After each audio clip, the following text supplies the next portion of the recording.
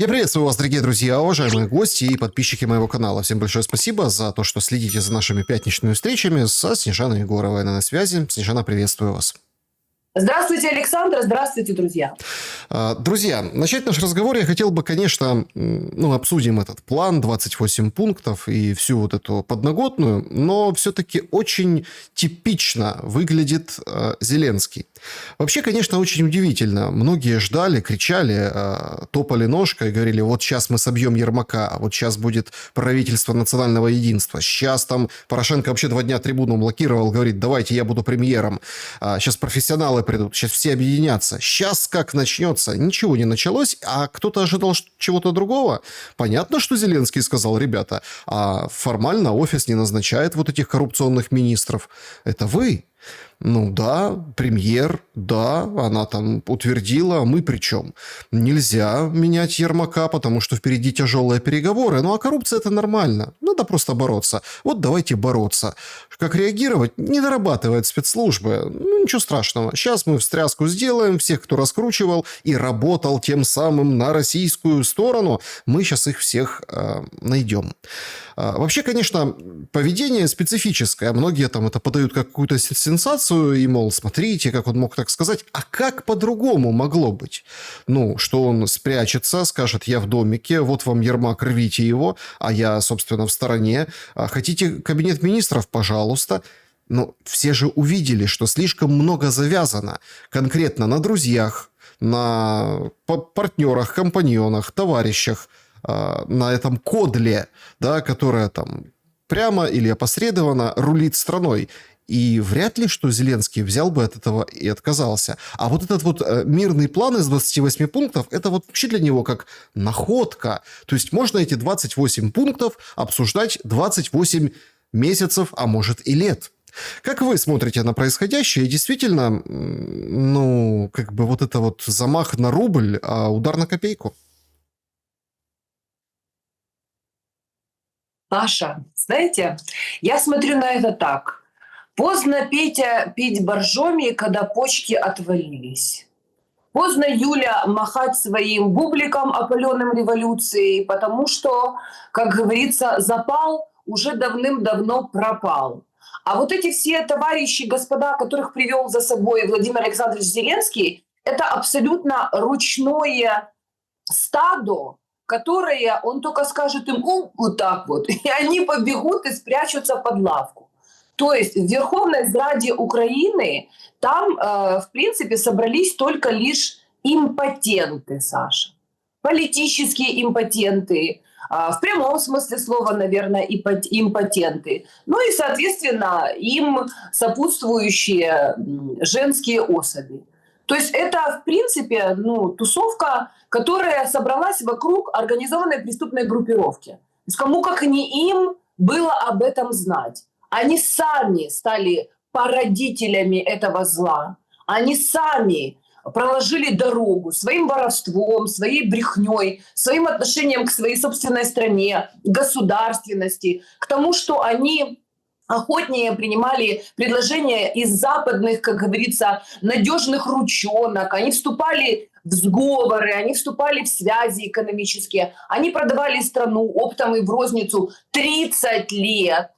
Потом они решили, что а сейчас мы приведем дурачка с кондачка, который ничего в этом не понимает. Нам даже лучше, что он не знает наши схемки, и мы, значит, его вот это вот бросим вот в это горнило, потому что то, что будет война с Россией, об этом 30 лет говорили националисты, которые шли с западных границ Украины и дошли до Киева, заползли вот в эту Верховную Раду и, собственно, начали требовать сатисфакции. Поэтому Зеленского приводили как дурачка номер 6, и он должен был как шестерка выполнять их задачи, которые они будут ему нарезать. На самом деле они просто не учли, что Вовочка приехал, как говорится, из ада, из российского шоу-бизнеса. А российский шоу-бизнес, там, где вертелись миллионы и миллиарды, отмывались тоже все эти 30 лет долгими зимними вечерами. И когда он приехал в эту маленькую, богом забытую страну, он понял, что вот этих дурачков, вот этих всех так называемых великих политиков, которым лижут руки и пятки, вот эти их все прихлебатели, их можно просто как лохов разводить, улыбайся и грабь, выставляй счета и, как говорится, рассказывай им, какие они великие и ужасные. Можно было бы его загнать под шконку еще как только он пришел к власти, еще когда он не наладил свою схему. А на 7-м году правления, после кровавой бани, которую он устроил, если ему не страшно миллионы людей бросать в топку, если он спокойно вообще и глазом не моргнув идет вдоль кладбищ и вот этих трепещущихся флагов, то, в принципе, что ему вот эти вот ворюги, мелкие и крупные? На каждого из них у него лежит вот такая папка компромата на Петю, на Юлю, на Бойко, на Шмойка и на всех остальных вместе взятых. Они знают про них все абсолютно. Точно так же, как про него знают все. То есть на тот компромат, который выкатили против Зеленского, Мендича, Ермака, Леночки Зеленской, подружки Леночки Зеленской, товарища Чернышова и там дальше по списку, у них точно такие же есть папки компромата на каждого из вот этих вот фигурантов. Поэтому, соответственно, они собрались толпой и решили на него наехать. А он им сказал: товарищи, господа, внимание, за мной стоит Германия. Знаешь, как в детском вот этом вот «внимание, внимание», говорит Германия. И не только Германия, а за Германией Макрон с бабой Дедой, как бы вы не шутили над ними. А дальше букингемские крысы. Вот эта вся сила европейская, она стоит за мной. И они все завязаны на мне. Если вы не хотите, чтобы сейчас пришли русские и вас всех отправили в Сибирь, а вас всех Юля, Петя и дальше по списку отправят в Сибирь, потому что вы есть предатели, которые, в принципе, участвовали в развале Советского Союза, в последствиях этого развала грабили, русским что-то обещали, потом в конечном итоге обещания эти все не выполнили внутри власти украинской. Если вы не хотите, чтобы вас повели по этапу, поэтому слушайте сюда. То есть они решили вместе наехать на Пахана. А Пахан им и сказал, что, друзья, если вы думаете, что я собираюсь сложить лапы и пойти ко дну, то вы очень сильно ошибаетесь. Еще посмотрим, кто из нас кому покажет Кузькину мать.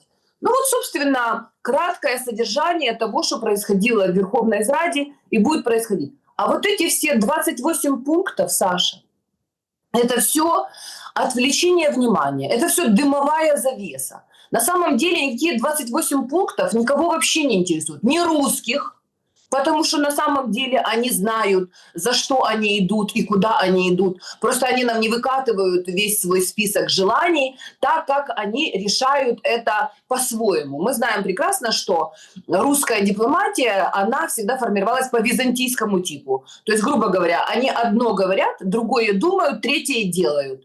А что на самом деле они хотят достичь, мы узнаем, как говорится, по факту. А вот эта западная вся тусовка, это все бубны и барабаны для того, чтобы отвлекать внимание. Но у них свои проблемы. У Трампа очень серьезные сейчас проблемы в Америке, потому что его загоняют, точно так же пытаются на него наехать, как вот у нас. То есть Украина – это, знаешь, как маленькая такая мини-модель того, что происходит сейчас в Соединенных Штатах.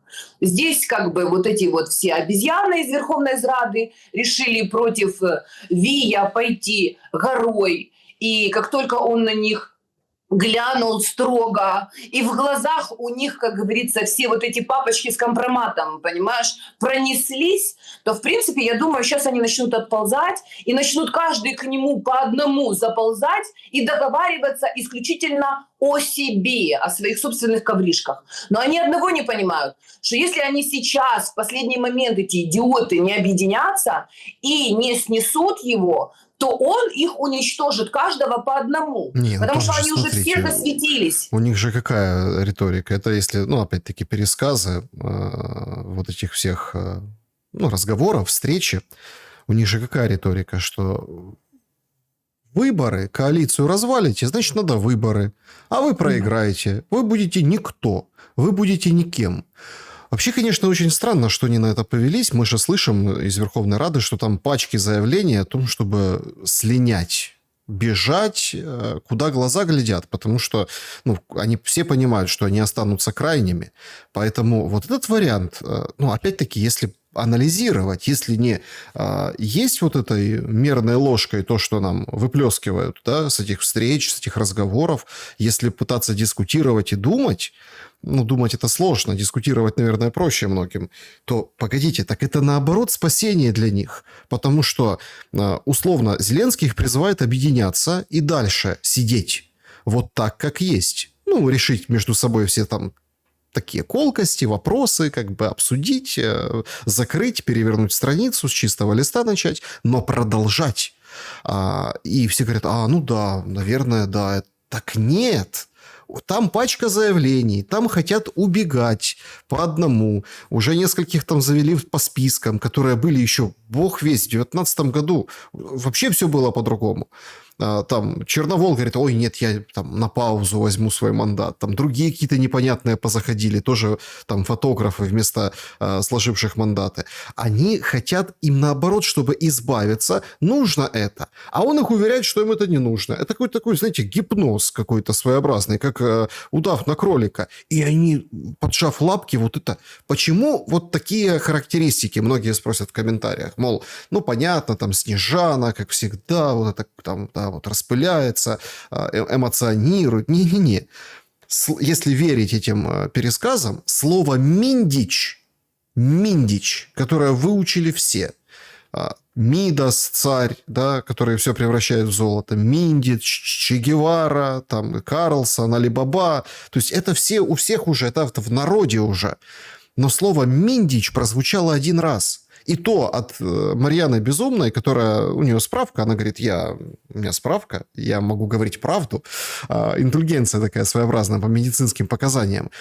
А никто даже слова «миндич» не спросил. Говорит, а как же реагировать? Ничего страшного, найдем, как реагировать. Сейчас там накажем, кто сильно шатает, и все уляжется.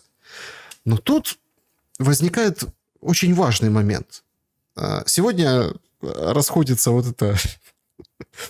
У Стерненко публикация, где он говорит, Витков, иди на... за кораблем. И как-то, знаете, становится немного не по себе. В каком плане? Значит, Зеленский вчера в вечернем обращении говорит, мы будем работать. Работать. С американцами, по пунктам, вот это все, без резких движений, мы заинтересованы. Сыграл нормально вот эту роль, то есть, да, что наши партнеры и так далее. А другие персонажи, например, Стерненко посылает Виткова у себя, да, в соцсетях. Военных нашли, которые говорили, никаких 28 пунктов, только надо добивать Россию. Выходит даже... не сам постоянный представитель, а его заместительница, человек no name, которого даже не показывали никогда. Она сидела рядышком, там сзади отсвечивала юная девушка, заместитель постоянного председателя Украины при Совбезе ООН, при ООН, выступала в Совбезе, говорит... Четко и ясно. Нет, землей не торгуем, это красная линия, здесь нет, русский язык, вообще отстаньте. И ты понимаешь, что они делают красивую мину, а потом отправляют в разных сферах, например, там, волонтер Стерненко, в кавычках, да, СБУшный волонтер Стерненко, какой-нибудь военный с аватаркой в форме. Вот это вот, даже какая-то там заместитель там сбоку, номер 13 ее, она выходит, заявляет от имени государства на Совбезе вот это. И ты понимаешь, что ничего Зеленский не подпишет. Не подпишет и даже разговаривать не будет. А сам повод поговорить для него – это отсрочка и оттяжка времени. И параллельно, конечно, нужно в этом обвинять Россию. На что расчет у Зеленского? Ведь, мы, конечно, не видели злого Трампа по отношению к Зеленскому. Ему это невыгодно, иначе скажут, что он за Путина. Но Трамп ведь может обозлиться, а укнуться может очень крепко со стороны Америки. Ну, Трамп уже, в принципе, на грани нервного срыва. Потому что, если вы заметили, он журналистку, которая начала упорно у него спрашивать, а что там со списками Эпштейна, так что же там со списками Эпштейна, он ей сказал, тихо-тихо, свинка.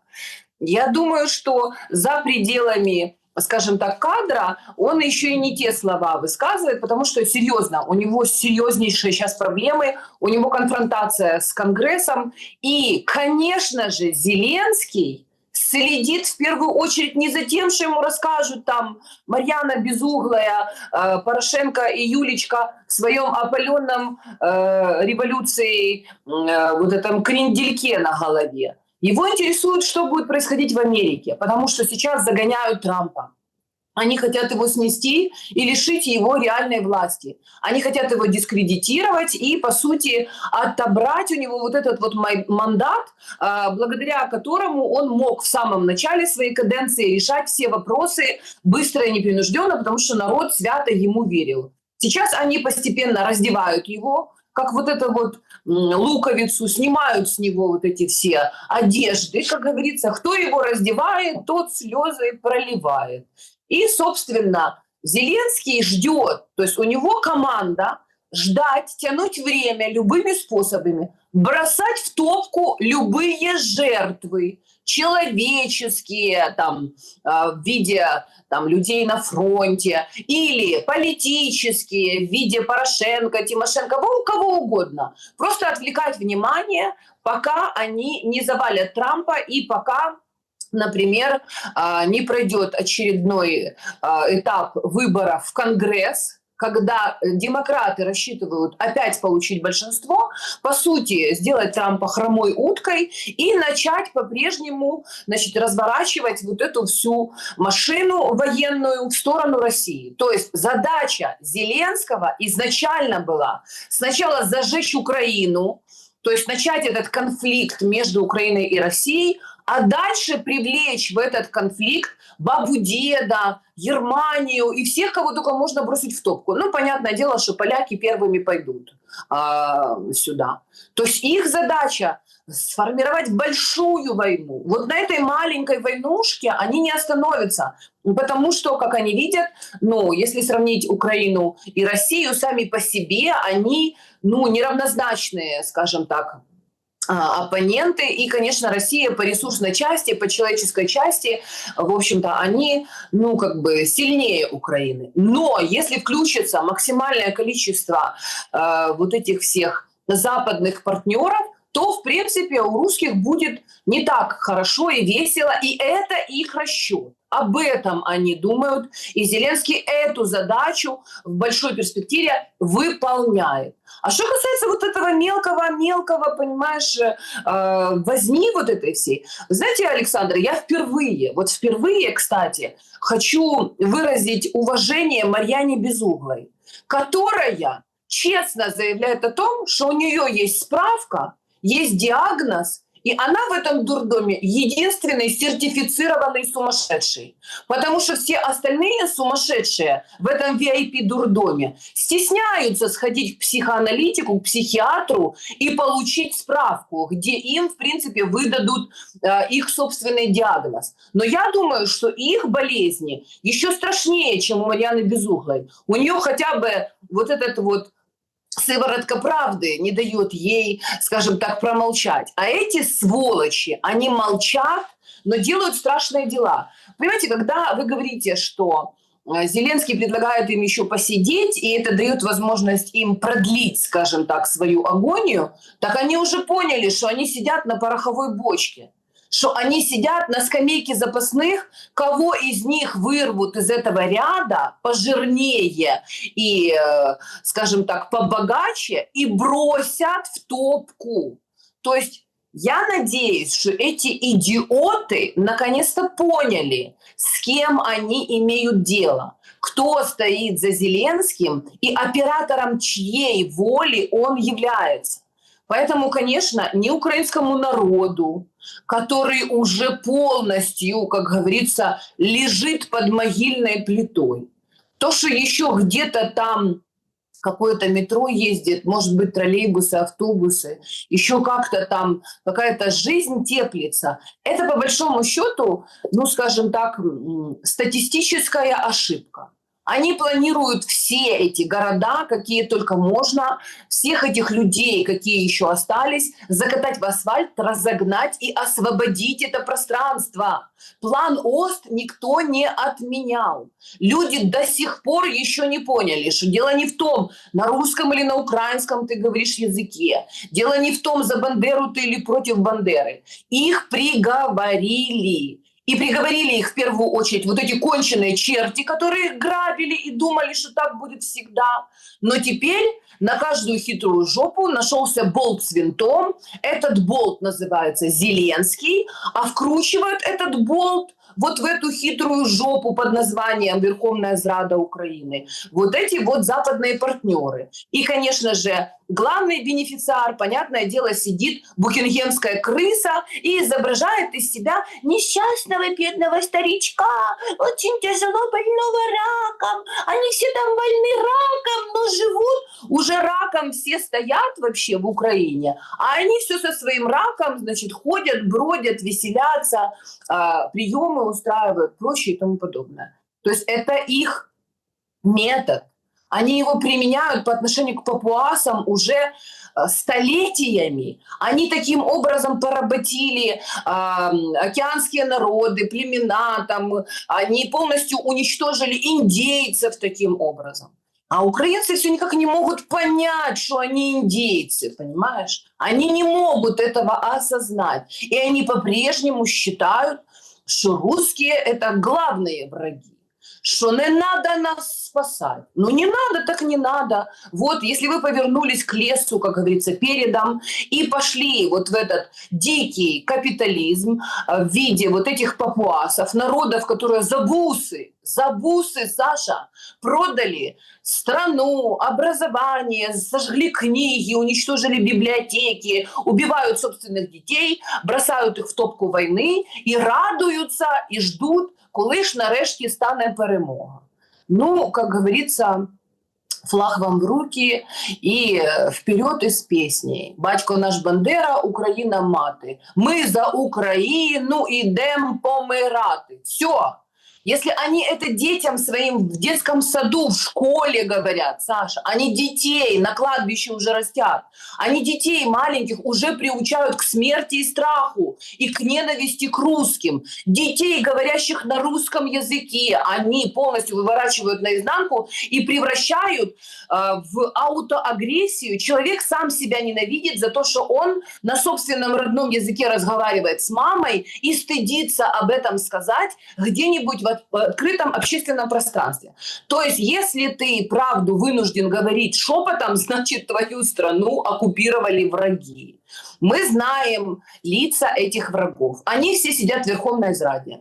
У них есть мандат на разграбление, уничтожение, порабощение этого народа. Их фамилии отнюдь не украинские.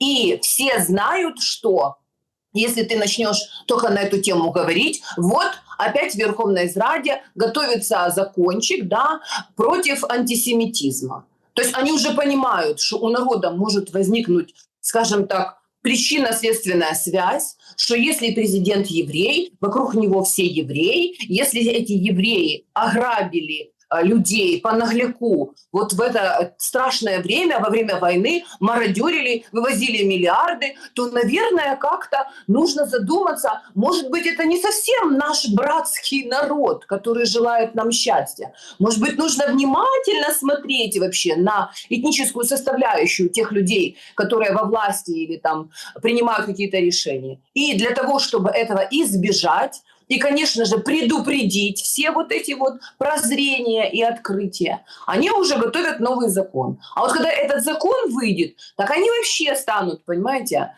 ну, реально богоизбранные на отдельно взятой Богом проклятой земле.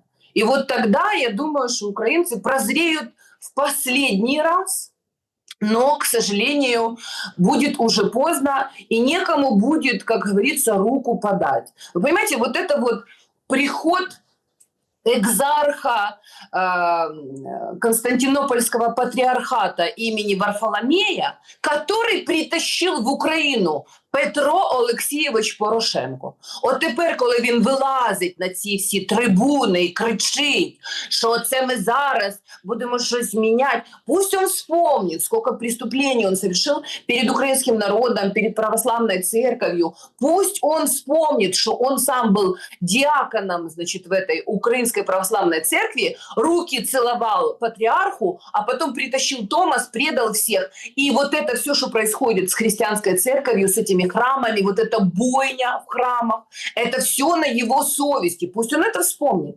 И когда экзарх приходит и берет на поручки берет мародера Чернышова, о чем мы дальше говорим, Саша? Это ад. Это адский ад.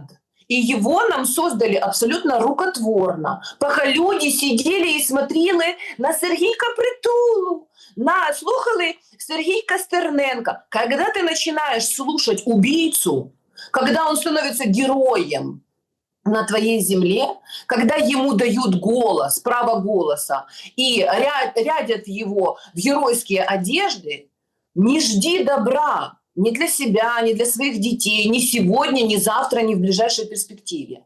Это адский ад, который будет планомерно перемалывать всех, до кого дотянется. И в первую очередь, конечно, начнется с вот этих всех тварей, которые сидят в Верховной Израде. Возможно, единственная Марьяна Безуглая избежит этой участи, потому что она со справкой, а людей со справкой обычно, ну, как говорится, жалеют, потому что это...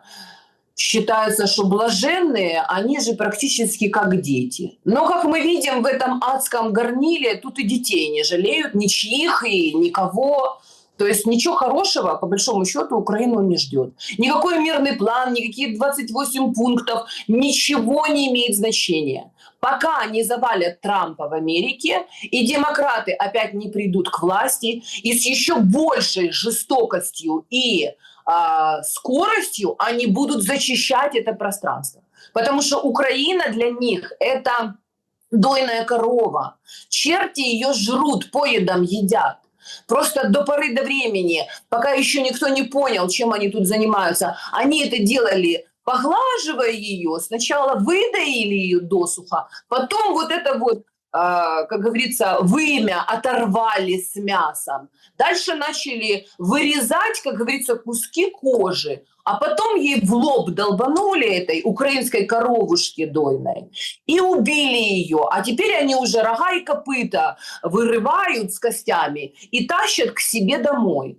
А вот это вот Верховная Зрада Украины – это оставшаяся голова вот этой коровы дохлой, в которой, как черви, вот эти все Порошенки, Тимошенки, вот это все червивое, гнилое, вонючее нутро, которое еще пытаются людям свой гной на голову вываливать под предлогом того, что вы же, ребята, мы же патриоты, мы все разом, ми всі, ви воюєте, а наші діточки будуть в Лондоні сидіти і бабки отримувати на рахунки криптовалютою. І там рясно і весело проводити час, бо вони готуються до найкращих часів, коли вони, як полубоги, спустяться от сюди, в этот концлагерь, и расскажут им, как надо родину любить. Вот, Саша, картина мира. Понимаешь? Поэтому вот эти все мелкие детали, кто шо, где сказал, Стерненко что-то там бздыкнул, понимаешь, какой-то там ноунейм, какая-то тёлка. Знаешь, нужно читать русские народные сказки. Я вот в детстве очень сильно их любила. Есть такой раздел в русских народных сказках про вампиров и, значит, этих... сосущих кровь, значит, вот этих вот ужасных существ. Вурдалаки они называются. Так там в сказке есть один метод. Когда ты находишь вурдалака и вампира и хочешь его уничтожить, значит, происходит так это. Нужно, во-первых, осиновый кол вставить ему в сердце, именно в сердце. А потом нужно создать вот такой круг, чтобы изжигать этого, значит, вампира, но нужно, чтобы не одна какая-то блоха или гнилая какая-то там вошь или что-то, что поползет, значит, начнет выпрыгивать из этого огня, нужно все это мочить, чтобы, не дай бог, нигде никуда не пробралось. Потому что как только вот даже в какой-то блохе оно проберется куда-то, значит, этот вампир, вурдалак, может опять создать себе новое тело огромное. А вот из Верховной Рады Украины этих вурдалаков по миру уже такое количество расплодилось, что это только вопрос времени, на что перекинется эта скверна дальше в мире, где какое тело здорового общества, сильного, они будут поражать своей вот этой вот бациллой. Ну, Поэтому, смотрите. в принципе... Да, смотрите, тут как бы это очень такой момент специфический. Я имею в виду конкретно, что будет предпринимать Америка. Все уверены, что ничего. Ничего. Ну, то есть, а насколько вот вы разделяете эту уверенность? Потому что, давайте так, ну, хорошо, переловят этих набушников, обвинят их, что они российские агенты. Там сегодня сообщили, что, вот смотрите, Галущенко на допросе, вот, в НАБУ. Уволили министра, на допрос привели. Видите, как работают антикоррупционные органы. Все, мол, хорошо. Зеленский, ну, вот такое ощущение складывается в информационном пространстве, что уже пропетлял. Но народ-то видит, как ему помочились глаза, понимаете? Все Да. же, я не знаю, у меня вот за последние 2 недели все мои там знакомые, товарищи, они все говорят, да когда их уже всех вот так попересажают, когда их уже вот наконец-то уже вот оно, вот А тот кто, момент. Саша, кто их будет сажать? Кто? Кто их сажать будет и за что? Если Набушники, есть народ американцы. украинский... Нет, подожди, секундочку, это ваша страна. Американцы же уже давно сказали, что пока вы дураки, хотите воевать, пока вы соглашаетесь с тем, что русские это главные ваши враги, пока вы берете в руки оружие и идете в окопы, пока вы соглашаетесь, мы отлично зарабатываем на это. Мы даем оружие, они смело об этом говорят открыто. Надо услышать, что они говорят. Мы даем оружие Европе, а Европа хочет с вами воевать. Вернее, Европа хочет вами воевать. То есть сами-то они сидят в своих букингемских дворцах, проводят приемы, елочку готовят, уже декорации в Лондоне к Рождеству они выстраивают. Они курят бамбук, там, ездят по миру, высказывания какие-то делают. У них все хорошо. В Европе все хорошо, в Польше все хорошо, в Чехии, в Греции, в Швеции. Относительно все хорошо, ничего плохого. Им бомбы на голову не летят, их дети в подвалах не сидят, блэкаута у них нету, у них не хватают братьев, сестер, понимаешь, и не отправляют их на убой. Они не ждут, что, например, сейчас Зеленский примет закон не только против антисемитизма, но и еще по ужесточению мобилизации, и начнут ловить помоложе, и девчонок начнут призывать. У них ничего этого не происходит. Это только у дебилов украинских это все происходит. И они по-прежнему, кто бы где ни сидел, сидять в Канаді, і оце строчать пости, будем воевать до останнего. Еще где-то там сидят и рассказывают вообще, как нужно воевать, только сами не идут, понимаешь? Американцы сказали, пока вы хотите воевать? Вы же поддерживаете Зеленского. Вы же, типа, это же ваш найкращий президент. Вот нам присылают, значит, видео, где молодежь говорит, так, це найкращий наш президент. Нет, мы подождите, за него. но у него рейтинги обвалились, понимаете? Там А кого это интересует, Саша? Кого? Стыдливо западная пресса говорит, там, ой, там упали, ну, там 90 было процентов стало, там мало, там 50-60. Саша, посмотрите на Трампа. Он с утра просыпается и говорит, что все плохо, к вечеру у него там какой-нибудь золотой слиток ему подарили, самолет ему там какой-то пообещали. Он говорит, у него же все хорошо. Они вообще им плевать на Украину. Кто будет спасать украинцев, кроме самих украинцев? То есть пока они не поймут, эти наши сограждане с этими синими паспортами, которые тягаются по всему миру, что они обязаны сами решить вопрос внутри себя, что вот эта вся история, що не можна розмовляти росіянською, давайте всі книжки ці попалимо, давайте всі пам'ятники повалимо. Вот это и есть безумие, которое их убивает. Хорошо, внутри себя решили. А что делать? Подожди, где нечего. решили? Внутри Не, себя. подожди, что, где решили? Не решили. Как только решат, сразу станет понятно, что делать.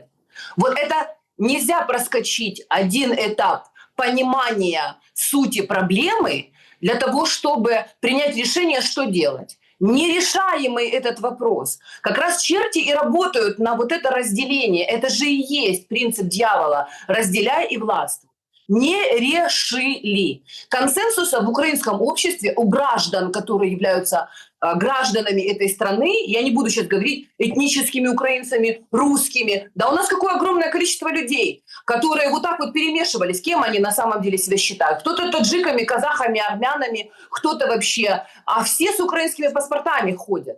Нет консенсуса, нет консенсуса. Они никак не могут понять, наши сограждане, что вот этот развал Советского Союза, когда нам встраивали в голову понимание интернационального нашего единства, что вопрос не в том, какие у тебя там раскосые глаза или еще что-то, а в том, нормальный человек, можно на тебя положиться, ты способен к коллективным солидарным действиям, или ты гнида, которая ради себя самого и своих коврижек, и своих душканов создаешь на вершине вообще власти организованную преступную группировку, и ради собственных интересов ты бросаешь в топку сотни тысяч, миллионов людей, пользуясь тем, что они верили тебе в руки свои судьбы, судьбы своих детей. Нет консенсуса, нет консенсуса. Нет консенсуса, нет решения, Саша.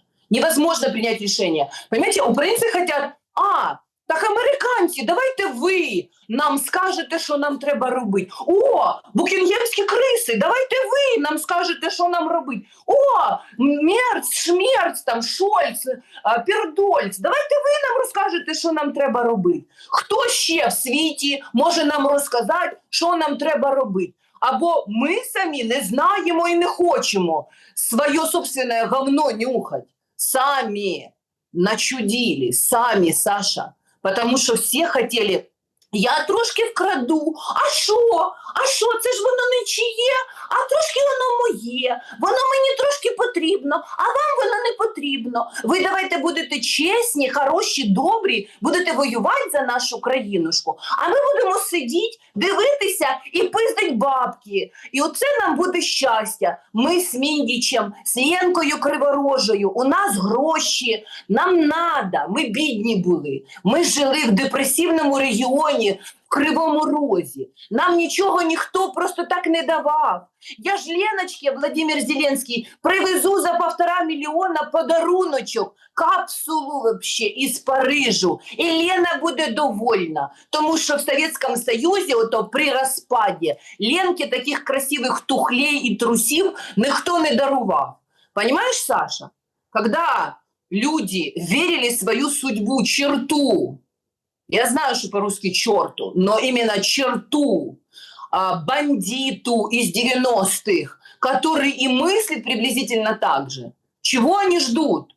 О каких вообще гуманистических идеях они вообще там мечтают? Хотя, может быть, они даже не называют это таким образом. Потому что все превратились просто в каких-то сельских, хуторянских бандюков.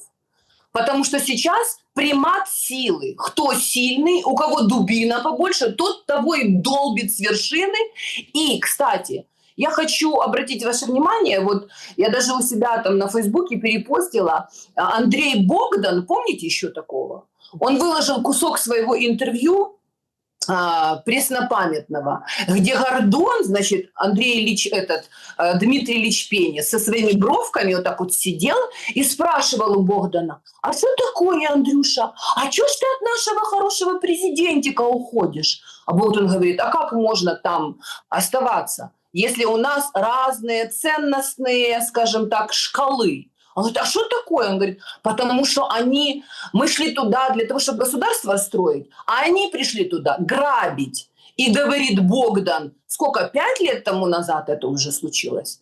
Он говорит, что? Он говорит, раньше была коррупция, когда кто-то, там, ты сделал человеку что-то, какое-то одолжение, он принес тебе бабки, говорит, спасибо, на, я типа плачу тебе, там, 10, предположим. А сейчас это говорит, иди сюда, я начальник, плати бабки, стой раком. Разве не об этом рассказал Богдан? Давайте вспомним. Богдан нас предупреждал. Он знал, кто идет, кто пришел, как они вообще все строят. И за эти годы, за вот этим вот всем завесой, бубнами, барабанами, когда народ водили по кругу, кто что сказал, кто где что вообще высказал, они успели построить эту схему. Они построили этот концлагерь, они поставили вышки, в прямом смысле этого слова, обнесли концлагерь колючей проволокой и стреляют в спину. Шаг влево, шаг вправо, побег, прыжок на месте, провокация. А если ты чем-то возмущен, то ты переходишь из привилегированного барака в барак для смертников. И у тебя висит тут на груди табличка «Агент Кремля». Все. Они это построили, Саша. Нас предупреждали, нам говорили это годами. Я говорила об этом годами. Вы последние годы начали об этом говорить. Все мы агенты Кремля, понимаете? Все. Дальше только тишина. Не, подождите. Мне кажется, что тишины не будет. Будет достаточно громко. Ведь, вот вы так, опять-таки... Опять мне так нравится, когда вот зачем пишут в комментариях там периодически, зачем Егорова типа упоминает всегда Зеленскую. Завидуют, наверное. Да. Есть вполне себе там источники, которые говорят, что тоже там замешано. Потому Конечно. что они там подружка жены Чернышова, тот, который Че Гевара, они там тоже... И тоже есть она на записях. Так тоже вроде как делают такие прогнозы. Понятно, что это все не публичат. Видите, как Набу говорит. Опять, это же все очень классный повод. Значит, неделю подтверждают косвенно там, слова Зеленского и, в общем, источники СМИ, что неделю дали на подумать, или там на подписать. Условно, 27 число не просто так появилось в западной прессе. День благодарения, что вот Зеленский должен в знак благодарности за то, что его не трогают, чего-то подписать с американцами. Опять... Чтобы не стать гусем к Дню Благодарения, да? Он должен что-то подписать. То есть, опять, тут нужно понять. Смотрите, все на самом деле, все говорят, вот, там что-то есть скрытое, что-то подтекста. Не-не, все на поверхности. Просто что-то о чем-то громче кричат и забивают то, что тише. 27 число есть, неделя на раздумье. Формат этого всего, опять, правдивый или неправдивый этот план, скорее всего, правдивый, формулировки другие, наверняка. Вот 100%.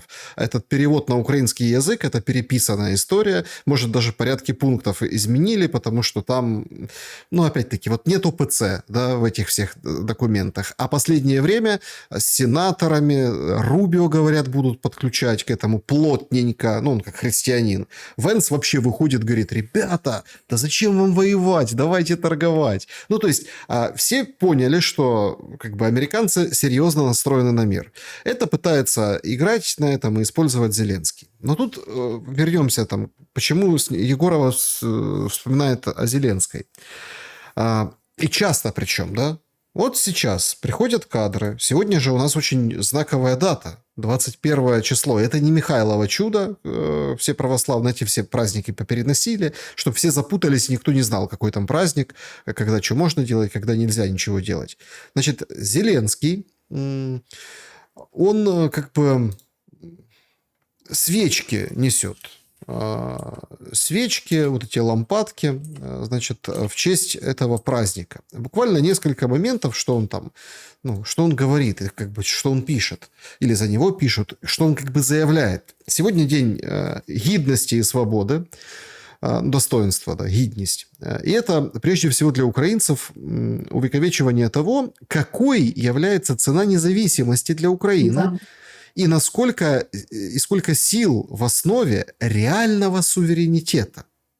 Сегодня мы вспоминаем тех, кто в разные времена боролся за право для Украины быть вільною, незалежною, сильною, кто стал для мира символом человеческого достоинства и справедливости. То есть, смотрите, несут лампадку к этим фотографиям этих убиенных. Не все там из них...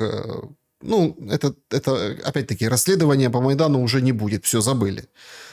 Ну, то есть... Но амнистию уж подписали, поэтому какая может быть расследование? Во-вторых, Саша, не убиенных, а сакральных жертв. Нужно правильно называть вообще это все. Значит, Дальше. с таким соседом, как Россия, защита собственного достоинства, свободы и независимости – сложная задача, но без этого украинский народ не сберечь. Действительно. Понимаете? И в этот, ну, на кадрах там Зеленский кладет, рядом Дождик идет, там и Стефанчук, и Свириденко, и там с траурным лицом супруга Зеленского, первая леди, и все вот это собрались они, эти мемориалы, вот это все. Это же какой лютейший ад. Сейчас, на самом деле, я наблюдаю по соцсетям, ну, это такой сегмент, я не очень люблю вот эту, как бы, нишу. Знаете, там несколько дней назад было видео, как расстреливали сдавшихся украинцев, россияне, да, в плен. И вот это вот все. И этого много. На протяжении войны этого много. Есть прям отдельные люди, которые, как вот в информационной, новостной журналистике, они смакуют трагедии. Ну, ДТП, знаете, вот это вот убийства какие-то, ну, вот прям криминалист, вот сводки. Я всегда удивлялся, кому вообще нужны на телевидении, ну, в мирное время, вот эти сводки ментовские, да, нет, есть аудитория, которая вот, она подпитывается, видимо, энергетически, она вот смотрит, кто кого там топором, кто по пьяни, кто по трезвому. Трупоеды, конечно. Ну, есть определенный процент всегда аудитории, которая смотрит. Я исключительно это делаю и делал там раньше и всегда по криминальным сводкам или по вот этому сегменту такой страшной картинки войны, исключительно для общего развития. Но я заметил, что буквально несколько недель назад были, когда нужно, активно публикуются кадры, как российские, собственно, украинцев. Сегодня мы заметили, как украинцы россиянина.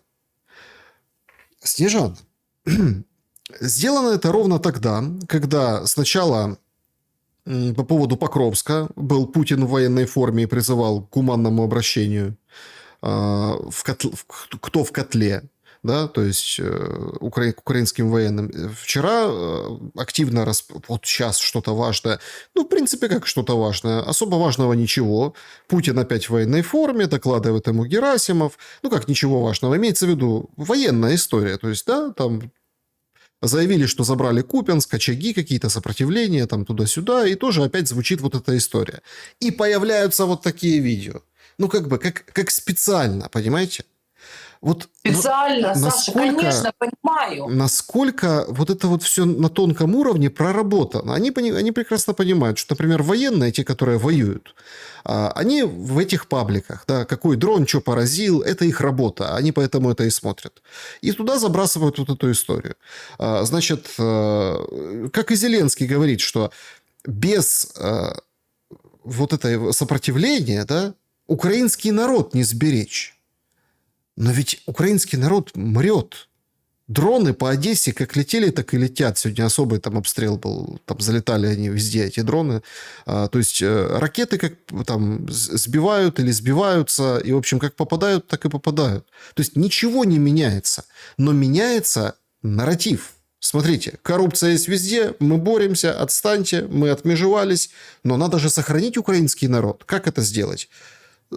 Заставить, чтобы он продолжал умирать.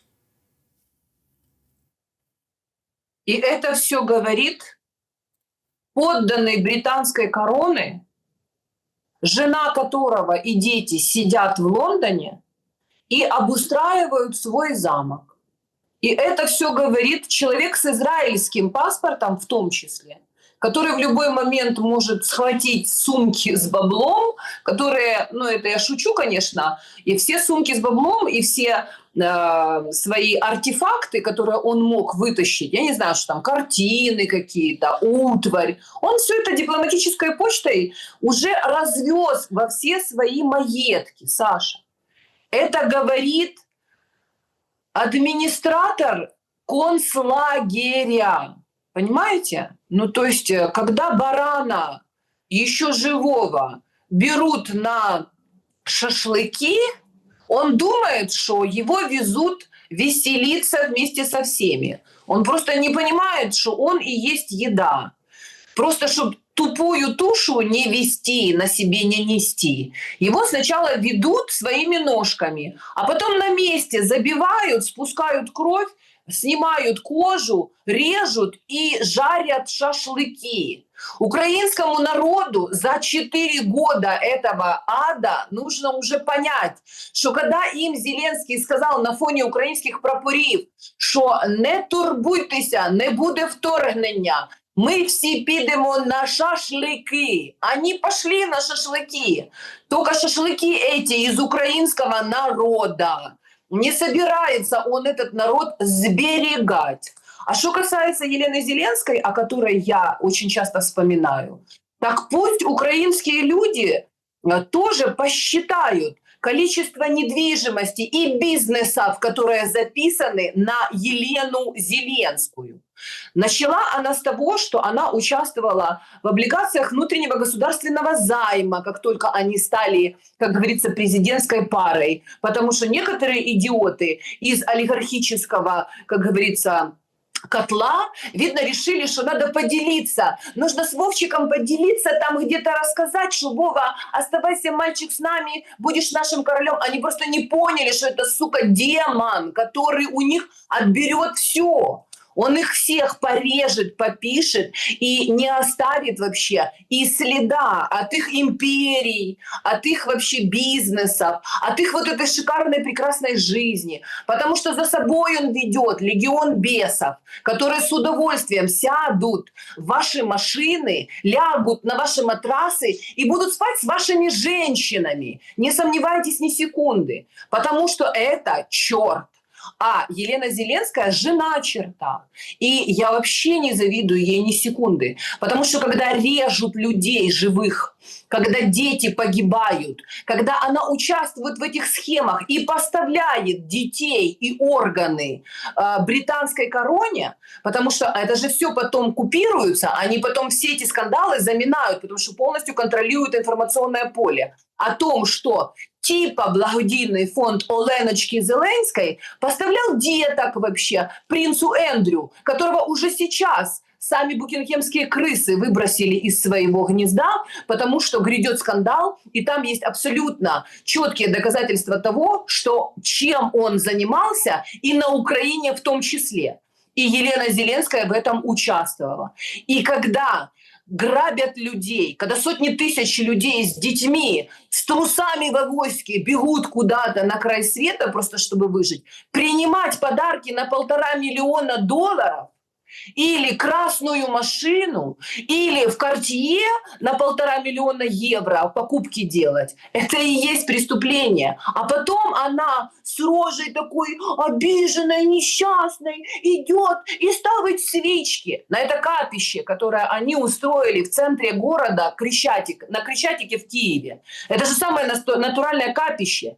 Они сначала устроили этот кровавый Майдан, они сначала вот эти сакральные жертвы устроили, потом повязали всех людей этой кровью, которые были на Майдане, потому что каждый, кто был на Майдане, уже не скажет, что мы были неправы, потому что там пролилась кровь. И если сказать, что мы были неправы, это нужно каяться за то, что они участвовали в этом дурдоме, за то, что они громили свою собственную страну.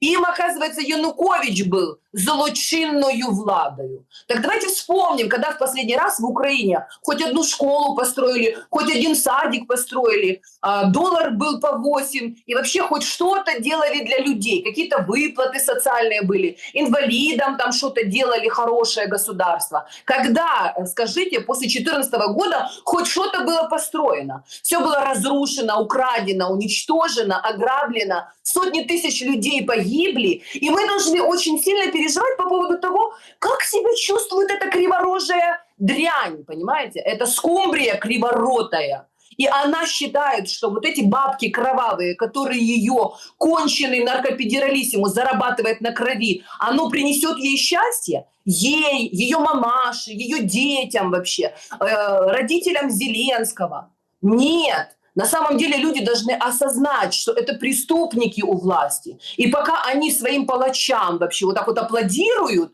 и смотрят на нее, ой, красивое видео, о, Леночка, Зеленочка, наша чудова чарівна перша леді. Ой, які погані були, некрасиві перші леді. В Януковича була не така дружина, а ця халёсенька. Так она вот идет и убивает их с улыбочкой на своем кривом этом рту.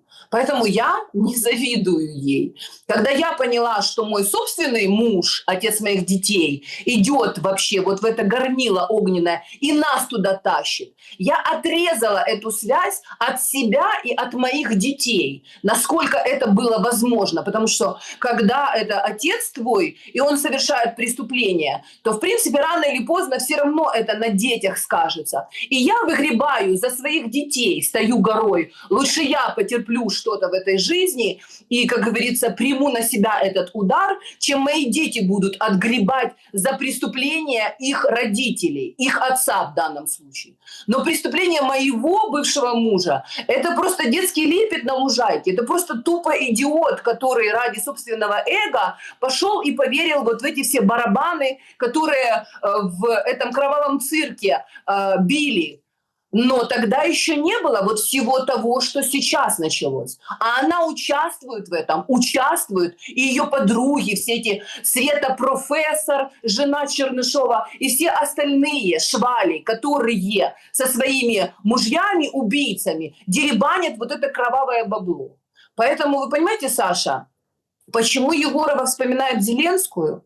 Потому что до тех пор, пока идиотки, старые маразматички хлопають в ладоші і думають, що це чудова, чарівна, щаслива пара, яка дуже дбає про наших дітей і про нас, они будут идти и умирать. А я хочу все-таки достучаться до их сознания и понять, где сидит зло. Зло сидит на Банковой. Его фамилия Зеленский. И все, кто ему присягнул и служит этой власти, они и есть раковая опухоль, метастазы этого зла. И эти метастазы уничтожают этот несчастный народ.